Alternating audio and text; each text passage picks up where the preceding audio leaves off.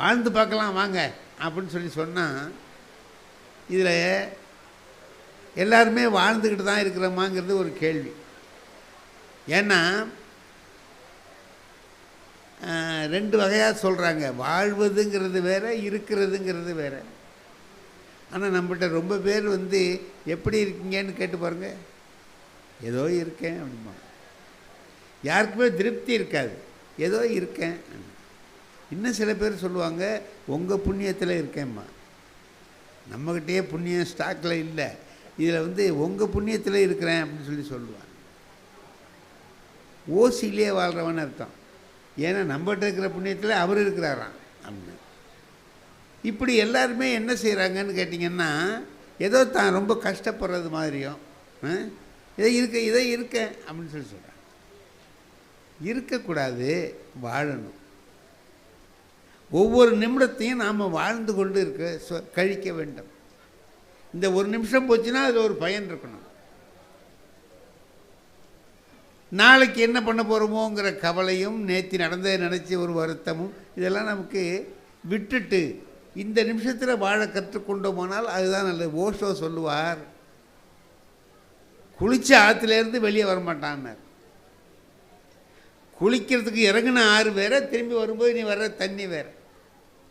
அந்த ஆறு முடிஞ்சு போய் அது ஓடிப்போய்ட்டு, ஒரு செகண்டில் ஓடிப்போய்ட்டு அடுத்த தண்ணி அடுத்த செகண்ட் வருது. ஆகையினால நீ எல்லாத்தையும் பழசை நினச்சிக்கிட்டு இருக்காதே, ஒவ்வொரு நிமிடமும் வாழ கற்றுக்கொள்ள வேண்டும் என்று சொல்லுவார். எப்படி வாழ கற்றுக்கிறதுங்க? எப்படி வாழ கற்றுக்கிறது? நாம் இப்போது வாழ்க்கையில் நாம் முதல்ல என்ன செய்கிறோம்னு கேட்டிங்கன்னா, உண்மை பேசுகிறத விட்டுட்டோம். ஆனால் ஏதோ ஒரு பெரிய காரணத்துக்காக ஒரு பொய் சொன்னால் கூட ஒத்துக்கலாம். அனாவசியமாக பொய் சொல்லுவான். இந்த பொய் சொல்லவே வேண்டியதில்லை, அது கூட சொல்லுவான். நான் நேற்று பையை எடுத்துக்கிட்டு வீட்டை விட்டு கீழே இறங்குறேன். ஒருத்தர் வந்தவர் கேட்குறாரு, எங்கே கடத்தெருவுக்கான? நான் கடத்தெருவுக்கு தான் போகிறேன். என்னங்க சொல்லணும்? ஆமாம், கடத்தெருவுக்கு சொல்ல வேண்டியது தானே. நான் என்ன சொன்னேன் தெரியுமா? இல்லை காய்கறி இல்லைன்னு ஏன் சொன்னேன்? இல்லை காய்கறி அதுக்கு தானே கடத்தெருவுக்கு போகிற? அதுதானே அவன் கேட்டான். ஆமாங்க, கடத்தெருவுக்கு தான் போகிறேன் அப்படின்னு சொல்கிற பழக்கமே இல்லை நம்மகிட்ட. எதுக்கு எடுத்தாலும் ஒரு இல்லை சொல்கிறது. அதுதான் கடைசியில் அரிச்சந்திரனை சோதனை பண்ணுற பொழுது விஸ்வாமித்திரர் பல வகையான சோதனைகளை வச்சு பார்த்தாராம், தோற்று போயிட்டார். எல்லாத்துலேயும் அரிச்சந்திரன் வெற்றி பெற்று வர்றான், எந்த துன்பத்தையும் தாங்கிக்கிறான். கடைசியில் ஒன்று செய்கிறார், இதில் பார்த்துருவோம்னு செய்கிறார். என்ன செய்கிறார் தெரியுமா? ராத்திரி 12 மணி நள்ளிரவு, அரிச்சந்திரன் மயானத்தில் காவல் காத்துக்கிட்டு நிற்கிறான்.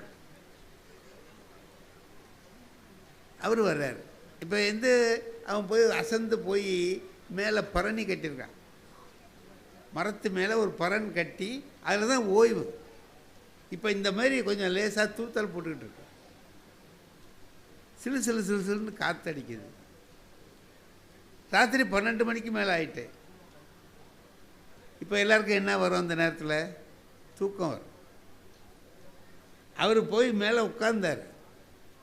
எப்போ விஸ்வாமித்திரர் வந்தார். ஹரிச்சந்திரா என்ன பண்ணிகிட்ருக்கேன்னார். இருக்கேன் அப்படின்னா. காவல் காத்துக்கிட்டே இருக்கேன். சரி, ஒரு கதை சொல்லட்டுமான்னு கேட்டார். சொல்லுங்க சுவாமி, சொல்லுங்க அப்படின்னா. ஏதோ ஒரு கதையை ஆரம்பித்து சொல்கிறார். குளிர்ந்த காற்று அடிக்குது, ராத்திரி 12 மணி, கதை வேற சொல்கிறான். என்ன வரும்? தூக்கம் தானாக வரும். அம்மாவெல்லாம் பிள்ளைகளை தூங்க வைக்கிறதுக்கு ராத்திரியில் என்ன சொல்லுவாங்க? கதை தான் சொல்லுவாங்க. எங்கள் அம்மாவும் கதை சொல்லியிருக்காங்க, அதே கதை தான் சொல்லுவாங்க. அந்த இளவரசன் காட்டுக்கு போகிறதோடு நின்று போச்சு. அதுக்கு மேலே என்ன நடந்ததுங்கிறது எனக்கும் தெரியாது, எங்கள் அம்மாவுக்கும் தெரியாது. நான் அது வர்றதுக்குள்ளேயே தூங்கிடுவேன். அதோடு நின்று போச்சு. அந்த கதை எனக்கு அவ்வளோதான் தெரியும், அதுக்கு மேலே தெரியாது. சொன்னால் தூக்கம் வரும். இப்போ விஸ்வாமித்திரன் கதை சொல்கிறான், அப்படி அடிக்குது, அப்படி கொண்டு அடிக்குது. ஹரிச்சந்திரா தூங்கிட்டியான்னார். இதுக்கு என்னங்க நம்ம சொல்லுவோம்? இல்லை இல்லைன்னு தான் சொல்லுவோம். யாரை கேளுங்க, நம்ம பஸ்ஸில் பக்கத்து தூங்குறாருல, தூங்கி நம்ம மேலே தான் படுத்திருப்பார். என்னய்யா நான் தான் உனக்கு கிடைச்சேனா, என் மேலே வந்து உழுவுறேன். இல்லை இல்லை ராத்திரி கண்ணு முழிச்சேன்ல. இல்லை எதுக்கு சொன்னேன்? இப்போ அவன் என்ன எதிர்பார்க்குறான் விஸ்வாமித்திரன்? இல்லை இல்லை ஒரு அசதி அப்படின்னு சொல்லி ஏதோ சொல்லுவான்னு பார்த்தார்.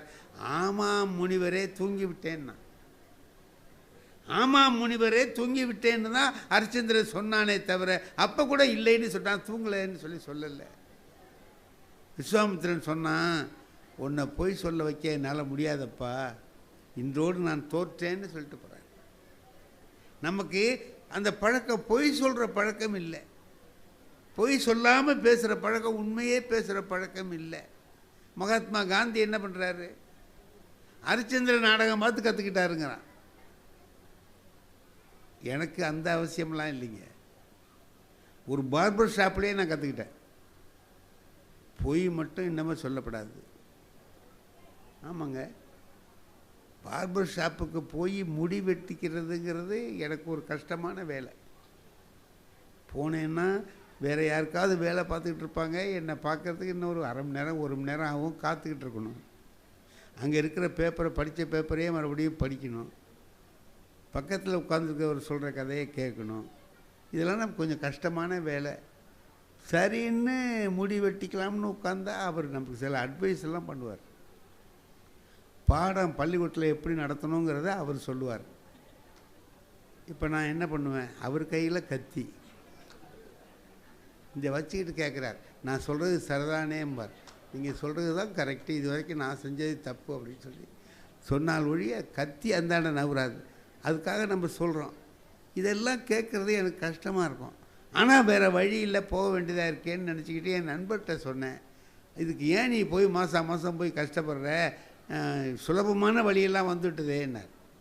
என்னன்னு, இந்த ட்ரிம்மர்னு ஒன்று இருக்குது, சீப் மாதிரி இருக்கும், அதில் ஒரு பிளேடை அப்படி வச்சுட்டின்னா, பிளேடை வாங்கி வச்சுக்க, நீயாவே இப்படி சீவுற மாதிரி எடுத்தினா லேசாக வந்துடும்.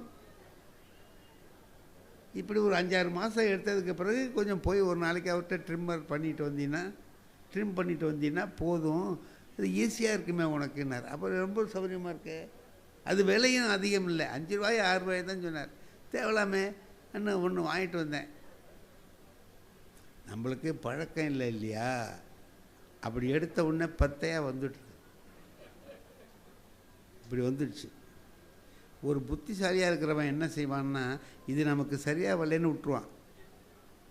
எனக்கு அந்த புத்தி இருந்தால் தான் நமக்கு நல்லா இருந்திருப்போமே. இல்லை அப்படின்னா இங்கே தான் சரியாக வரல, இங்கே சரியாக வரும்னு இங்கே எடுத்தேன், அங்கே ஒரு 10 போயிடுச்சு, இப்படி ஒரு 5-6 இடத்துல போயிடுச்சு. இப்போ நான் என்ன பண்ணுறது? பள்ளிக்கூடத்துக்கு வாத்தியார் வேலை நான் போகணும். இதோடு போனால் எல்லோரும் நம்ம எவ்வளோ பேரை கிண்டல் பண்ணியிருக்கோம், அவங்க நம்மளை கிண்டல் பண்ணுவாங்க. சரி இழுத்து கொஞ்சம் கொஞ்சம் பூடிக்கிட்டு அவர்கிட்டயே போயிட்டேன். போனவுடனே, என்ன சார் பள்ளிக்கூடம் போகிற நேரத்தில் வந்திருக்கீங்களே, நான் அவசரம் ஐயா, கொஞ்சம் பாருங்கள், கொஞ்சம் சீக்கிரமாக பாருங்கள்.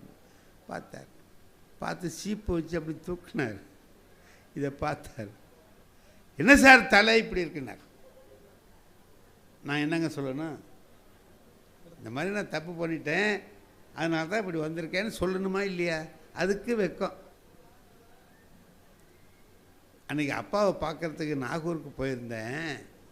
அங்கே ஒரு சின்ன பையன்கிட்ட போனேன், அவன் இப்படி வெட்டிட்டான். இதுக்கு அவர் என்ன சொல்லுவார்? நான் இல்லைன்னு சொல்லிட்டேன்ல, சின்ன பையன் தான் இதை வெட்டியிருக்கான்னு சொல்லிட்டேன் இல்லையா? அவர் சொன்னார், சின்ன பயலா, இவனோடையெல்லாம் செருப்பாலே அடிக்கணும் சார்னார்.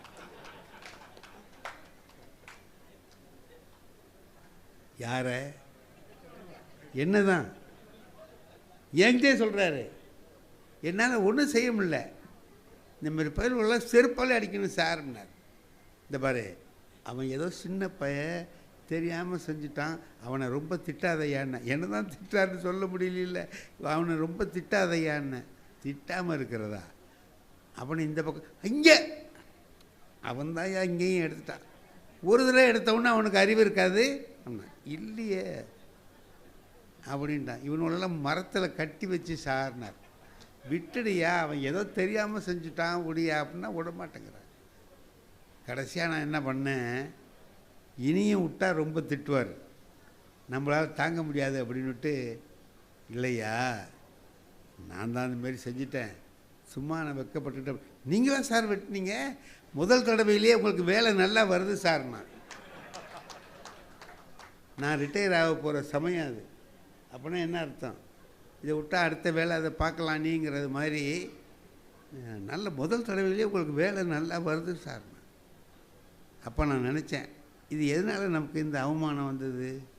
ஒரே விஷயந்தான், பொய் சொன்னது தானே, ஒரு சின்ன விஷயந்தானே, சின்ன பிள்ளையிலேருந்து நம்ம படிக்கிறது தானே இது. பொய்யாமை பொய்யாமை ஆற்றின் அறம் பிற செய்யாமை செய்யாமை நன்று. எத்தனை தடவை இந்த திருக்குறள் நாம் படிச்சிருப்போம், மற்றவனுக்கு சொல்லியிருப்போம். திருக்குறள், ஒரு திருக்குறளில் திருவள்ளுவர் சொல்கிறார், ஓதி உணர்ந்தும் பிறருக்கு உரைத்தும் தான் அடங்கா பேதையில் பேதையார் இல். படித்தான், அது சரிதான்னு உணர்ந்தான், மற்றவங்களாம் எடுத்து சொன்னான். ஆனால் அவன் மட்டும் அதுபடி நடக்கலை. அவனை விட முட்டாள் உலகத்தில் யாரும் இல்லை. பேதையில் பேதையார் இல். அவனை விட முட்டாள் உலகத்தில் இல்லை. நான் எத்தனை பேருக்கு சொல்லியிருப்பேன், பொய்யாமை பொய்யாமை ஆற்றின் குரலை எவ்வளவு நடத்தியிருப்பேன், எனக்கு அது தெரியலையே. இப்போது ஒரே ஒரு விஷயந்தான், நாம் உண்மை என்று உணர்ந்தவற்றை பின்பற்றி வாழ கற்றுக்கொண்டோமானால் எந்த தொல்லையும் வராது. ஒரு சின்ன ஆசைக்காக அதை விட்டுட்டு வேறு ஏதோ ஒன்று நாம் செஞ்சுக்கிட்டு இருப்போம், அதனால் வருகிற துன்பங்கள் ஏராளம். ஒரு விஷயம் சொல்லுவார், திருவள்ளுவர் தான் சொல்லுவார், குடும்பத்தில் கணவனும் மனைவியும் எப்படி இருக்கணும்னு சொல்லுவார். அவர் சொல்கிற முக்கியமானது இன்றைக்கி கூட நாம் நினச்சி பார்க்க வேண்டிய விஷயம், நட்போடு இருக்கணுங்கிறார், காதலோடு இருக்கணும்னு சொல்லலை. ஒரு வயசில் இளமை இருக்கிற போது காதல்ங்கிறது அது சாதாரணமாக இருக்கும். ஆனால் அவர் சொல்கிறது நட்போடு வாழ வேண்டும் என்றார். உடம்போடு உயிரிடை என்ன மற்ற அன்ன மடந்தையோடு எம்மிடை நட்புன்னு. உடம்புக்கும் உயிருக்கும் எப்படிப்பட்ட தொடர்பு இருக்கோ அது மாதிரி தான் கணவனுக்கும் மனைவிக்கும் தொடர்பு. இது உடம்புன்னா அது உயிர், அது உடம்புன்னா இது உயிர். அப்படி ரெண்டு பேரும் எப்படி இருக்கணும்னா நட்போடு இருக்கணும். உடம்பை விட்டு உயிர் பிரிய முடியாது, பிரிஞ்சால் உடம்பு அல்ல, அது பிணம். உயிர் உடம்பை விட்டு போயிட்டுதுன்னா அது ஆவி, எங்கேயோ போயிடும். அது எங்கே போச்சு என்னன்னு யாருக்கும் தெரியாது. அப்போ இது ரெண்டு பேரும் சேர்ந்து வாழணும். வாழும்போது எப்படி வாழணும்னா நட்போடு வாழணும்.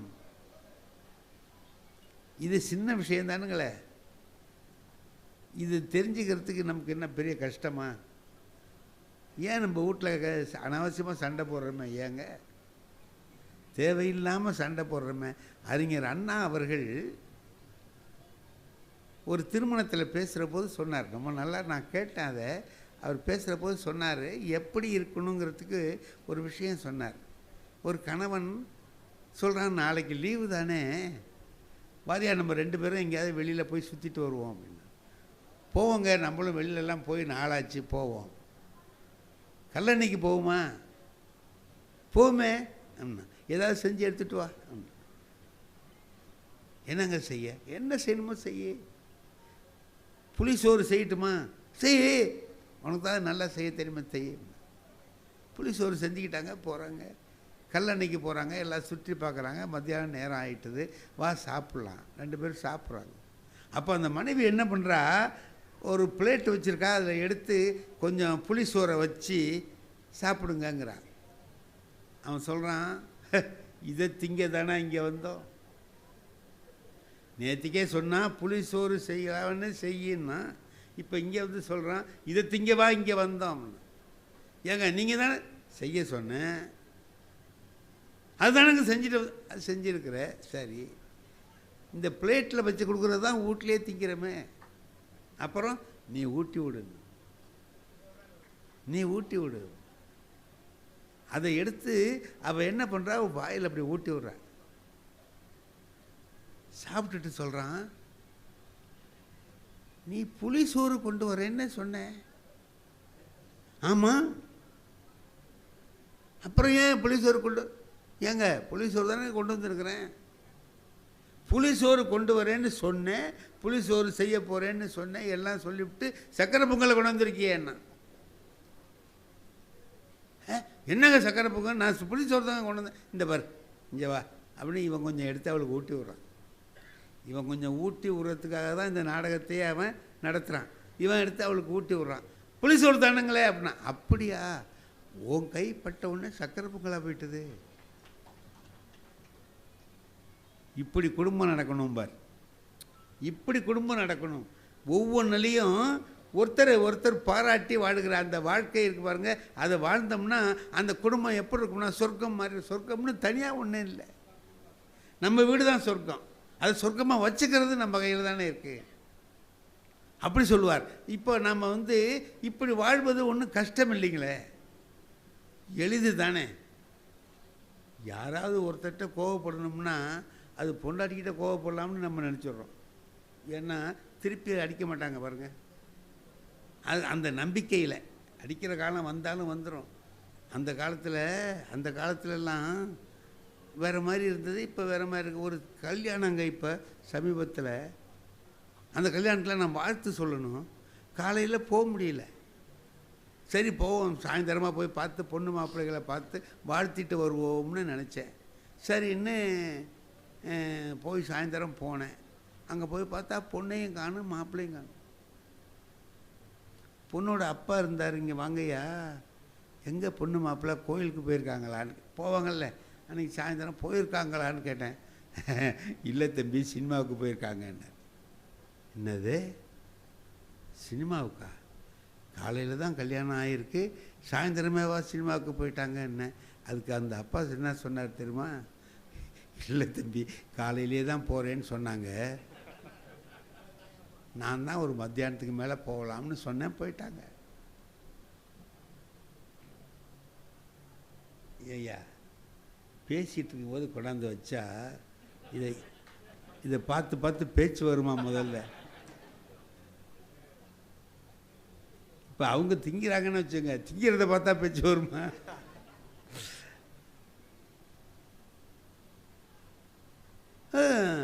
காலையில் தான் போகிறேன்னாங்க, இப்போ மத்தியானத்துக்கு மேலே போங்கன்னு போயிட்டாங்க. சரி சின்னஞ்செருசுகள் சந்தோஷமாக போனால் சரிதான் அப்படின்னு நினச்சேன். எங்கள் பக்கத்தில் ஒரு வயசு, ஒரு 75-80 வயசு ஒரு அம்மா, ஒரு வயசான பாட்டின்னு சொல்லலாம், அது இருந்துச்சு. அது என்ன பண்ணிச்சு, அட ஆண்டவனு வாயை புத்துச்சு. நான் கேட்டேன், ஏம்மா நீ வாயை புத்துற, உனக்கு என்னன்னு? என்ன தம்பி ஆச்சரியமாக இருக்குது, காலையில் தான் கல்யாணம் ஆகிருக்கு, சாயந்தரம் சினிமாவுக்கு போதுங்களா அப்படின்னா. உனக்கு என்ன அதுகள் சின்னஞ்சிறுசுகள் போகுது, போனால் போட்டுமே, உனக்கு என்ன வந்துச்சு அப்படின்னா. என்ன எனக்கு என்ன வந்துச்சுங்கிறீங்க, எங்களுக்கெல்லாம் கல்யாணம் ஆன காலத்தில்.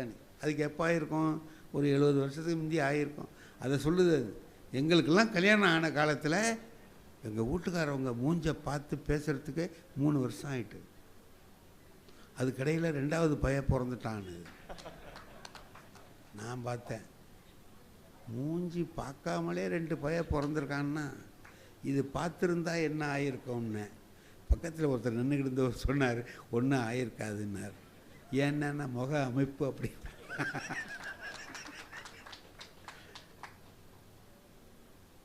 நீங்கள் யோசனை பண்ணி பாருங்கள், அதுக்கு முந்தி திருமணமாகி அந்த கணவன் மனைவி 2 பேரும் கலந்து இயல்பாக பேசுகிறதுக்கே 10 நாள் ஆகுமா ஆகாது?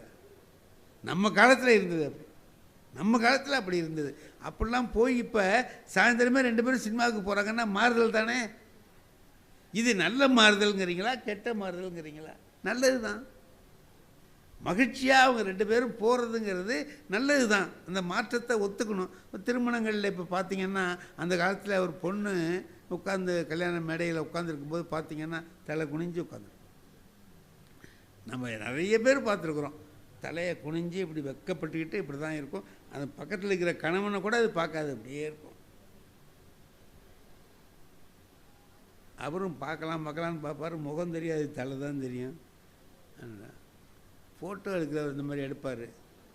அம்மா கொஞ்சம் நிமிருங்க அம்மா, அது நிமிராது, அப்படியே தான் இருக்கும். பின்னால் இருக்கிற பொண்ணு என்ன பண்ணும், அப்படி கொஞ்சம் தலையை தூக்கும், கையை எடுத்தோன்னே விழுந்துடும். இது மாதிரிலாம் இருந்தது. அப்போ ஒரு வீட்டில் ஒரு ஃபோட்டோ இருந்துச்சு. அப்போ அவங்க கல்யாண மேடையில் இருந்த ஃபோட்டோ, அதில் பார்க்குறேன் விரலோடு இருக்குங்க படம். என்ன எடுத்தால் விழுந்துருதாக்கு என்ன பண்ணுறது, பின்னால் வச்சே எடுத்தோம் அப்புறங்கிறது. இப்போ கல்யாணத்துக்கு போய் பாருங்கள் என்னம்மா இருக்குன்னு. இந்த பொண்ணை அழைச்சிட்டு வர்றதுக்கு என்ன பண்ணுவாங்கன்னா, 2-3 தோழி பெண்கள், அது வராது, வெக்கப்பட்டுக்கிட்டு வராது, இப்படி தள்ளிக்கிட்டே வரும். நீங்கள் பார்த்துருக்கீங்களா சார்? சும்மா சொல்லுங்கள், ஒன்றும் தப்பு இல்லை. நீங்கள் பார்த்துருக்கீங்க, சரி. அப்படி தள்ளிக்கிட்டு வருங்க. இப்போ பார்க்குறேன் சார், அந்த 2-3 பொண்ணுகளும் அதை பிடிச்சிக்கிட்டு ஓடியாரு, அது முந்தி ஓடியாருது, இதெல்லாம் பின்னால் வருது, அதுவளை இழுத்துக்கிட்டே இது வருது. வரும்போதே ஹாய்ங்குது. மாப்பிள்ளை உட்காந்துருக்கவன் பயப்படுறான், என்னடா இது இந்த மாதிரி இருக்கேன். படித்தாச்சு, பெண்கள் படித்தாச்சு, வந்து உட்காருது. வந்து உட்காரும்போது வாழ்க்கையில் முக்கியமான சந்தர்ப்பம் இல்லையா கல்யாணம்ங்கிறது. அதில் எதுக்கு தலை குனிஞ்சிட்டு இருக்கணும்? தலை நிமிர்ந்து உட்காந்துருக்கலாமேனு தான் உட்காந்துருக்கு. நம்ம ஆளுவ சொல்கிறோம், அந்த காலத்துலலாம் பொண்ணுவெல்லாம் உனக்கு என்ன, குனிஞ்சிருந்தா என்ன, நிமிர்ந்திருந்தா என்ன, 2 பேரும் ஒற்றுமையாக குடும்பம் நடத்துகிறாங்களா, அதனையே பார்க்கணும் அப்படின்னு. நான் ஒரு கல்யாணத்துக்கு போயிருந்தேன் சார். அங்கே என் மாணவனோட பையன், அவனுக்கு கல்யாணம். அந்த பொண்ணு நல்லா அப்படி உட்காந்து வர்றவங்கட்டலாம் வாங்க போங்கன்னு பேசிட்டு நல்லா இருக்கு. இந்த பையன் குனிஞ்சிக்கிட்டு இருக்கான் அப்படி. நான் அந்த மாப்பிள்ளைய போய் கேட்டேன், ஏன்டா நீ ஏன்டா குனிஞ்சிக்கிட்டு இருக்கேன்னு. அவன் சொல்கிறான், 2 பேரில் யாராவது ஒருத்தர் குனிஞ்சிருக்க வேண்டாமா, நான் குனிஞ்சிருப்பேன்னு இருக்கேங்கிறான். இதெல்லாம் மாறுதல் தான். இந்த மாறுதல் நல்லா யோசனை பண்ணி பார்த்தீங்கன்னா, இந்த மாறுதல் நல்லதா கெட்டதா? நல்லது தான். அந்த காலத்தில் இருந்தது பூரா சரி, இப்போ இருக்கிறது பூரா தப்புன்னு நினச்சிட்டு கூடாது. அந்த காலத்தில் இருந்தது நல்லதும் இருந்தது, கெட்டது. பாரதி சொல்லுவான், என் தாத்தா வெட்டின கிணறுங்கிறதுக்காக உப்பு தண்ணியை குடிப்பியாடான்னு கேட்டான். என் தாத்தா வெட்டின கிணறு தான், அதுக்காக உப்பு தண்ணியை குடிப்பியா நீ? பழமைனா பழமையில் நல்லது இருந்தால் எடுத்துக்கோ, புதுமையில் இருக்கிற நல்லதையும் எடுத்துக்கோ. வாழ்க்கை சுகமாக வாழ என்ன செய்யணுமோ அதை செய்ய கற்றுக்கொள்ள வேண்டும். அதுக்காக நான் சொன்னேன், வாழ்ந்து பார்ப்போம் வாரியர்னு. வாழ்ந்து பார்ப்போம்னா தன்மை பன்மைன்னா என்னையும் சேர்த்து சொல்கிறேன். என்னை விட்டுட்டு உங்களுக்கு மட்டும் சொல்லலை, நம்ம சேர்ந்து எல்லாரும் யோசிப்போம், என்ன செய்யலாம் என்று யோசிப்போம். அப்படின்னு பார்க்குற போது பெரிய விஷயம் ஒன்றும் இல்லை. இன்னும் ஒன்று இருக்குது நம்மகிட்ட. எனக்கு கொஞ்சம் தமிழ் படிச்சிருக்கேன் இல்லையா, ஏதோ 2 திருக்குறள் அது எது தெரியும். இன்னொருத்தர் இருக்கிறவருக்கு அந்த 2 திருக்குறளும் தெரியாது. அந்த 2 தெரிஞ்சிருந்தாருன்னா நான் கொஞ்சம் அவரை கண்டு பயப்படுவேன். அவருக்கு அந்த 2ம் தெரியல. இப்போ எனக்கு என்ன நினைப்பு வந்துடும்னா, இவர்கிட்ட நம்ம எது வேணாலும் சொல்லலாம், ஏன்னா அவனுக்கு தான் தெரியல. ஒரு தடவை சுகி சிவம் நடுவராக இருந்தாருங்க. நான் பேசுகிறேன், கீழே பேசுகிறேன் அவர்கிட்ட. அப்போ ஒரு அம்மா என்ன பண்ணிச்சு, ஒரு கடுமையான வார்த்தையை சொன்னிச்சு. என்னை எதிர்த்து பேசுகிற அம்மா கடுமையான வார்த்தை சொன்னிச்சு. ஆம்பளைங்கெல்லாம் அயோக்கியன்னுவான்னுச்சு. சுகி சிவம் கோவப்படுறாரு, ஒன்றும் சொல்ல முடியல. என்ன கேட்குறாரு, என்ன இந்த மாதிரி சொல்கிறாங்க, நீங்கள் போட்டு உட்காந்துருக்கீங்களாங்கிறார்.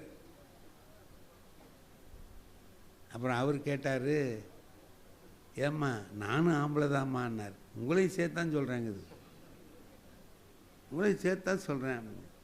இப்போது அவர் என்ன பண்ணார், என்ன இப்படி சொல்கிறாங்க பேசாமல் உட்காந்துருக்கீங்களேன்னு என்ன கேட்டார். நான் சொன்னேன், ஏன் சொல்கிறாங்கன்னு கேளுங்க, ஆமாம் அயோக்கியனா எதனால் சொல்கிறாங்கன்னு கேளுங்க அப்படின்னு. அப்போ அவர் கேட்டார். அந்த அம்மா சொன்னிச்சு, வாழ்க்கையில் நடுத்தரமான வயசு, நடுநிலை 40 வயசு, 40 வயசில் கணவன் இறந்து போனால் மனைவி என்ன செய்வான், மனைவி இறந்தால் கணவன் என்ன செய்வான்னு கேட்டு. நல்ல கேள்வி தானுங்களே இது. எதனால் சொன்னேன்னு சொல்லுது அந்த அம்மா. 40 வயசில் கணவன் இறந்து போனால் மனைவி ஒரு தவ வாழ்க்கை நடத்துவாள். தன்னுடைய பிள்ளைகளுக்காக வாழணும்னு நினைப்பாள். வேலைக்கே போகாதவ வேலைக்கு போக ஆரம்பிப்பாள். குடும்பத்தை எடுத்து நடத்துவாள். பள்ளிக்கூடத்தில் போய் பிள்ளைகளை சேர்க்க, கொண்டு போய் விட, அரைச்சிட்டு வர, எல்லா வேலையும் அவள் பார்ப்பாள்.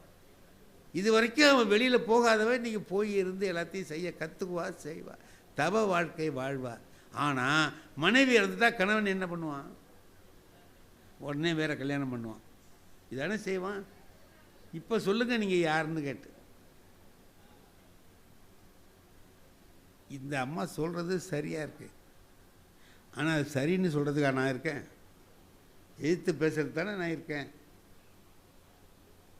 இப்போ அவர் சொன்னார், என்னையா சொல்கிறீங்க இப்போன்னார். நான் சொன்னேன், இதுக்கு என்ன பதில் மனசில் ஓடுது, என்ன பதிலை சொல்கிறது? இந்த அம்மா சொல்கிறது நியாயம்தான். நம்ம ஆளுவோ டக்குன்னு வேறு கல்யாணம் பண்ணுறானுவோ, அவங்க நல்ல வாழ்க்கை, சிரமப்பட்டு வாழ்க்கையை நல்லா நடத்துகிறாங்க, இது சரிதானே நினச்சேன். அப்படி சொல்ல முடியலையே, பதில் சொல்லணுமேன்ட்டு நான் போய் கேட்டேன், ஜவஹர்லால் நேரு செத்து போயிட்டாரு தெரியுங்களான்னு கேட்டேன். அவருக்கு கோபம் வந்துடுச்சு. யோ, அவங்க என்ன கேட்குறாங்க, நீங்கள் ஜவஹர்லால் நேரு இல்லை சார், நான் கேட்கறது கொஞ்சம் சொல்லுங்கள், செத்து போயிட்டார் தெரியுமான்னு. ஆமாம் செத்து போயிட்டார், அதுக்கு என்ன இப்போ? எப்போ சார் செத்தார்? எனக்கு அதெல்லாம் தெரியாது. நான் சொல்லட்டுமா? உங்களுக்கு தெரியுமா தெரியாதா? எனக்கு தெரியாது என்ன. நான் சொன்னேன், 1964 வருஷம் மே மாதம் 27ஆம் தேதி மத்தியானம் 2:30 மணிக்கு செத்தாருன்னு. எப்படி இவ்வளவு கரெக்டாக ஞாபகம் வச்சுருக்கீங்க என்னார். நீங்கள் தான் தெரியாதுன்னுட்டிங்கல்ல. அப்புறம் நம்ம இஷ்டத்துக்கு விட வேண்டியது தான். முதல்ல கேட்டுக்குவான், அமெரிக்காவுக்கு போயிருக்கீங்களான்னு கேட்டுக்குவான். இல்லைன்ட்டானா போகிறோம், அவன் தான் அட்டி பின்னி விடுவான். போயிருக்கேன்னா கொஞ்சம் ஜாக்கிரதையாக பேசுவான். நீங்கள் எங்கே போயிருக்கீங்க அப்படின்ட்டு ஆரம்பித்து, அது நான் அங்கே போனேன், நான் இங்கே போனேன், மாற்றி சொல்லுவாங்க. ஏய்யா அதனால தான் நீங்கள் இது மாதிரி. இல்லை சார், இந்த வருஷம், மாதம், தேதி, கிழமை இதிலெல்லாம் கொஞ்சம் வித்தியாசம் இருக்கலாம், அதெல்லாம் சரி. ஆனால் அந்த நேரம் சொன்னோம் பாருங்கள், அது கரெக்டு தான். மதியானம் 2:30 மணிக்கு தான் அவர் இறந்தார். எதுக்கு சொல்கிறீங்க? கேளுங்க, 2:30 மணிக்கு நேரு இறந்தார். 3:30 மணிக்கு குல்ஜாரிலால் நந்தான்னு ஒருத்தரை அழைச்சிட்டு வந்து அங்கே நிறுத்தி, ராதாகிருஷ்ணன், ஜனாதிபதி ராதாகிருஷ்ணன் அவருக்கு பதவி பிரமாணம் பண்ணி வைக்கிறார் சார். ஆமாம், ஏன் சார், எவ்வளவு பெரிய மனுஷன் இறந்து கிடக்கிறாரு, உடனே 1 மணி நேரத்துக்குள்ளார கொண்டு வந்து ஒரு பிரதமரை வைக்கணுமா? ஏன் அவ்வளவு அவசரம்? 10 நாள் கழித்து செஞ்சால் என்ன? உங்களுக்கு அரசியல் சட்டம் தெரியாமல் பேசுகிறீங்க என்னார். என்ன அப்படின்னு, ஒரு நாடு பிரதமர் இல்லாமல் இருக்கக்கூடாது, அதனால அவர் உடனே செஞ்சேன். அப்போ என்ன சார், நாட்டுக்கு ஒரு சட்டம், வீட்டுக்கு ஒரு சட்டமா? நாட்டில் பிரதமர் இல்லாமல் இருக்கக்கூடாது, வீடு மனைவி இல்லாமல் இருக்கக்கூடாது. அதனால தான் ஒருத்தர் இறந்துட்டா உடனே வேற ஒருத்தரை கொண்டு வந்து நம்ம வைக்க, ஒரு பிரதமர் மாதிரி நினைக்கிறோம் சார் நம்ம மனைவியை. நம்ம என்ன அவங்கள லேசாக நினைக்கிறோன்னு. அந்த அம்மா சிரிச்சுக்கிட்டு பேசாமல் வந்துட்டு பதில் சொல்ல முடியல. அதுக்கு நம்ம என்ன பண்ண வேண்டியதாக இருக்குது, ஒரு நகைச்சுவையை கொடுத்து ஏதோ ஒரு வேடிக்கை சிரிச்சுக்கிட்டு இருந்தாக்கா மறந்துடும் இல்லையா? கேள்வி மறக்கிறதுக்கு தான் அது பயன்பட்டது. அப்போ நான் சொன்னேன், உங்களுக்கு தெரியாதுன்னா எது வேணாலும் சொல்லலாம்ல அப்படின்னு சொன்னேன். அது மாதிரி தெரியாத போது எதை வேணாலும் நாம் சொல்லலாம்னு நினச்சி சொல்கிறோம். இப்போ கணவன் மனைவி 2 பேரும் சேர்ந்து வாடுகிற அந்த நேரத்தில் ஒரு மனைவி கணவனை எப்படி நினைக்கணும், கணவன் மனைவியை எப்படி நினைக்கணும் சொன்னால், ஒரு அம்மா கேட்டது. அம்மாட்ட அவர் சொல்கிறார், கணவன் சொல்கிறாரு, திருவள்ளுவர் கூப்பிட்டோன்னே அந்த அம்மா வாசுகிக்கு உடனே வரும்னு அப்படியே விட்டுட்டு, கயிறை விட்டுட்டு வந்தது கிணத்துல, அது அப்படியே நின்றுச்சு. அவ்வளோ பெரிய பத்தினியாக அந்த அம்மா இருந்தாங்க, அதனால் நின்றுச்சின்னு. அதுக்கு அந்த பொம்பளை சொன்னால், அதனால் நிற்கலை, திருவள்ளுவரும் அப்படிப்பட்டவராக இருந்தார், அவர் இருந்ததுனால அந்த அம்மா அப்படி இருந்துச்சு. நீ அப்படி இருந்தால் நானும் இப்படி இருப்பேன் அப்படின்னு. ஒருத்தர் மட்டும் இல்லை, 2 பேரும் சேர்ந்து தானே ஒரு முடிவு நம்ம பண்ணணும். திருவள்ளுவர் அதனால தான் சொல்கிறார், மடந்தையோடு எம்மிடை நட்பு அப்படின்னு சொல்கிறார். இப்போ குடும்பத்தில் நாம் கணவன் மனைவி 2 பேருமா சேர்ந்து வாடுகிற பொழுது ஒருத்தருக்காக ஒருத்தர் விட்டு கொடுக்கறது, ஒருத்தருடைய வாழ்க்கையில் ஒருத்தர் என்னென்ன உதவி செய்யலாமோ செய்வது. இன்னும் ஒரு விஷயத்தை நான் சொல்கிறேன்.